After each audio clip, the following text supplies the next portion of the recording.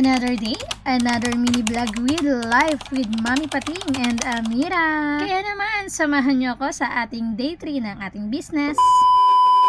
Hello mga mare! Ngayon ay pangatlong araw na natin sa ating gagawing business. So bali ngayon, hindi pa nga tayo nag-i-start sa ating gagawing business. Pero, ito muna ang ating gagawin pansamantala, ang ilalagay nating signage. Habang hindi pa available ang pwesto, ay gagawa muna tayo ng signage. Ano nga ba ang magiging pangalan ng aming magiging business? Bali before, nagkaroon na rin kami ng business way back 2020. Bali isang buwan at kalahati rin ang tinagal ng business na yon dahil nga nagka-pandemic. So kailangan natin siyang isara. Bali yung business na yon ay franchise po siya sa amin at maraming salamat po sa nagtiwala sa unang branch namin at franchise pa ito. Kasi talaga namang masarap ang aming lechon manok. Kaya naman nagtiwala siya sa aming produktong lechon. At naman, kaya naman hindi pinalad na mag-spread ang ating lechon manok dahil nga sa pandemic.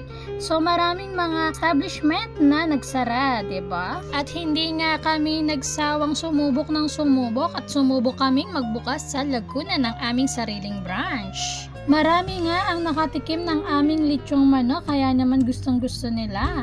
Pero sa kasamaang palad, kailangan din namin magsara dahil sa limited lamang po ang nakakakita. At alam nyo naman na kapag ang business ay nasa maraming tao, tiyak ito ay magsasucess. Kaya naman sa pangatlong beses ay susubok ulit kami ni Daddy Pating sa aming lechon manok. Dahil alam na alam ko na panlaban talaga ang aming lechon manok. At talaga naman magugustuhan ng mga bata at syempre ng mga matatanda. Para sa akin, ito ay gusto kong mailagay sa aming signage. Amira's Lechon Manok, ang bagong paborito ng bayan. O diba? Keme ko lang yan, pero diba, bagay na bagay naman. At kaya kapag nagustuhan or natikman ninyo ang aming lechon manok, tsak na mapapa, sarap kayo dito. Kaya naman, bumili na kayo. Ay, wag po na kayong bumili dahil hindi pa pala kami nagbubukas. Kaya abangan ang aming pagbabalik.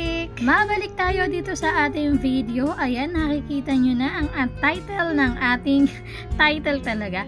Ang pangalan ng aming produkto, Amira's Lechon Manok. At hindi lang lechon manok ang ating ibebenta dahil masarap din ang sisig ni Daddy Pating. Sisig chicken at sisig pork.